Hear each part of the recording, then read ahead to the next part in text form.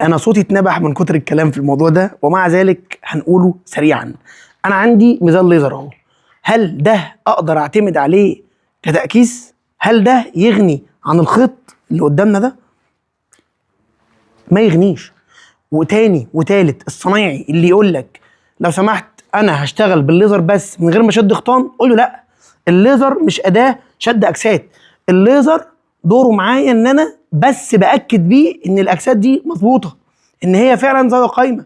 لكن انا النهارده هستلم الريسبشن، هدخل جوه هنا اهو، هستلم الغرفه دي فيها اجسادها.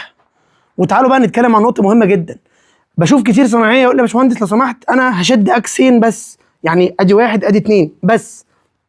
طبعا لا، هنا راجل محترم والله من غير ما اطلب منه عمل الاكس هناك، وعمل اكس هنا، وعمل اكس هنا، وعمل اكس هنا.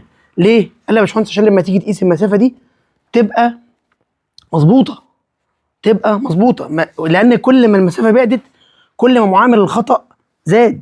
السؤال، ليه الناس يعني ربنا سبحانه وتعالى بيقول ان الله يحب اذا عمل احدكم عملا ان يتقنه. ما تتقن عملك. انا ده كله كلامي موجه لمين؟